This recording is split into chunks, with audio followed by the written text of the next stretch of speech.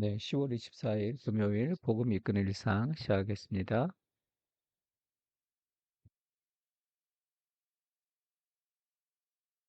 룻기 2장에 보면 나오미의 남편 엘리멜렉의 친족으로 유력한 자가 있으니 그 이름은 보아스더라. 그 보아스가 등장합니다. 모압 여인 룻이 나오미에게 이르되 원하건대 내가 밭으로 가서 내가 누구에게 은혜를 입으면 그를 따라서 이삭을 죽겠나이다 하니 나오미가 그에게 이르되 내 딸아 갈지어다 하매 룻이 가서 베는 자를 따라 밭에서 이삭을 줍는데 우연히 엘리멜렉의 친족 보아스에 속한 밭에 이르렀더라.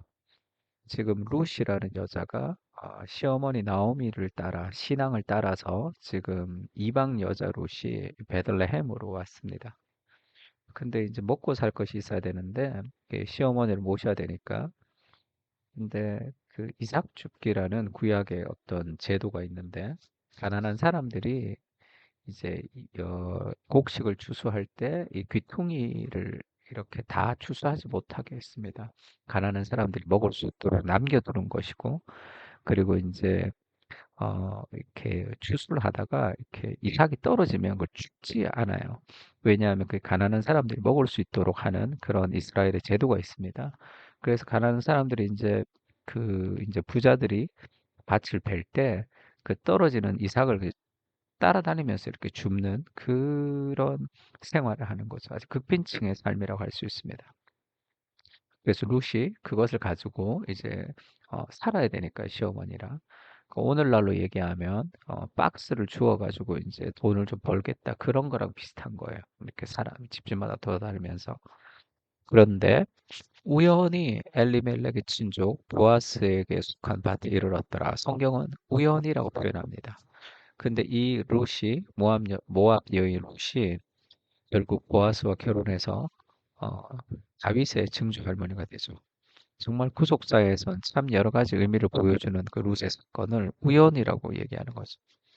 그러니까 사람의 우연은 언제나 하나님의 필연이다 이런 제목을 정해봤는데 룻이 가서 베는 자를 따라 밭에서 이삭을 줍는데 우연히 엘리멜렉의 친족 보아스에게 속한 밭에 이르렀더라. 인생에 우연은 없죠. 인간의 모든 우연은 하나님의 기련, 하나님의 섭리, 하나님의 계획입니다. 그러니까 롯은 신앙을 따라 힘든 길을 선택했죠. 자신의 고향을 떠나서 베들레헴에 와서 이삭을 주우면서 생활해야 하는 극빈층의 삶을 살았습니다. 그러나 룻기를 보면 롯의 인생 뒤편으로 하나님의 깊은 사랑과 섭리가 가득 차 있습니다. 롯은 잘 모르죠. 그냥 우연히 보아스의 밭에서 어, 이렇게 이삭을 줍고 그것을 계기로 또 기업 물을 자라는 그것을 알게 되고 또 보아서 결혼해서 또 다윗의 증조부가 되는 이 모든 그 인생의 뒤편을 그리는 그 감독이 있는데 그게 하나님이죠. 하나님이 롯의 인생 뒤편에서 일하신단 말이에요. 그 깊은 사랑과 섭리로 가득 차 있습니다.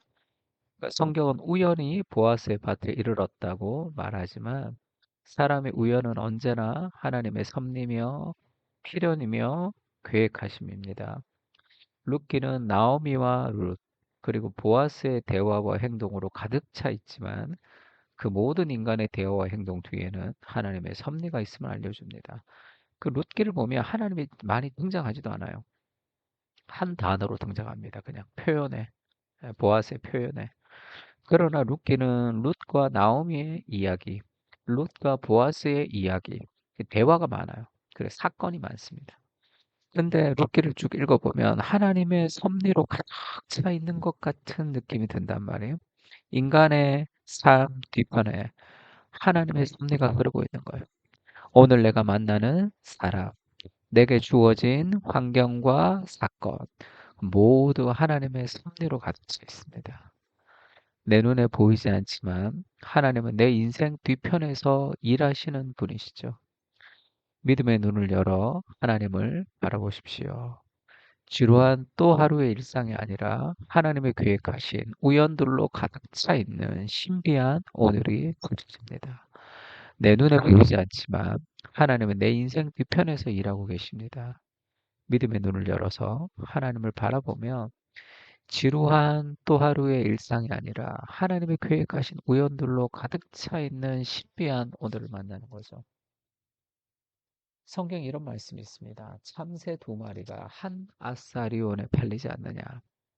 그러나 너희 아버지께서 허락하지 아니하시면 그 하나도 땅에 떨어지지 아니하리라. 당근에서 5천 원에 모자가 하나 팔리는 거 아니냐. 이런 말이에요. 그 모든 것이 하나님의 섭리 안에 있다. 그렇게 작은 것까지도 하나님의 섭리 안에 있다는 거예요. 또 예수님에 대해서도 그렇게 얘기하죠. 그가 하나님께서 정하신 뜻과 미리 아신 대로 내어준 바 되었거늘 예수님이 자신을 내어주셨죠. 너희가 법 없는 자들의 손을 빌려 못 박아 죽였습니다. 있어서는 안 되는 사건이 우리 인생 가운데 펼쳐질 때가 있죠. 내가 뭘 잘못했나? 왜 나한테 이런 시련이 있지? 내가 열심히 신앙생활 했는데 왜 이렇게 어려움이 있지? 그러니까 예수님이 십자가에 못 박혀 죽는 것은 고통스러운 일이고 마치 하나님이 예수님을 사랑하지 않는 것 같은 느낌이 들 정도의 고통이지만 하나님께서 그를 사망의 고통에서 풀어 살리셨으니 이는 그가 사망에 매여 있을 수 없었습니다. 우리가 볼 때는 십자가는 해서는 안 되는 거, 있어서는 안 되는 일, 너무 억울한 일, 너무 고통스러운 일이지만 하나님은 그 십자가를 통해서 부활의 영광을 가지는 그 하나님의 더 큰 섭리와 계획하심이 있잖아요. 그래서 인생의 어떤 것도 다 하나님의 섭리 아래 있습니다. 부정적인 것도 마찬가지죠. 오늘 아주 기분 나쁜 일이 있었던 것도 마찬가지입니다. 그 하루하루로는 해석되지 않더라도 그 인생이 빚어가는 하나님의 큰 은혜를 기억할 때 그날의 실수는 그 인생의 어떤 좋은 하나님의 동기가 될 수도 있습니다. 오늘 하루는 하나님의 손길로 가득 차 있습니다. 내 생각대로 되지 않는 일들도 모든 것이 합력하여 선을 이루시는 하나님의 손길임을 신뢰하며 살아가게 하옵소서. 내가 만나는 사람, 내가 있는 모든 환경은 주님의 영광과 손길로 가득 차 있습니다. 그것을 보고 느끼고 누리고 감사하는 영적인 눈을 허락해 주시옵소서.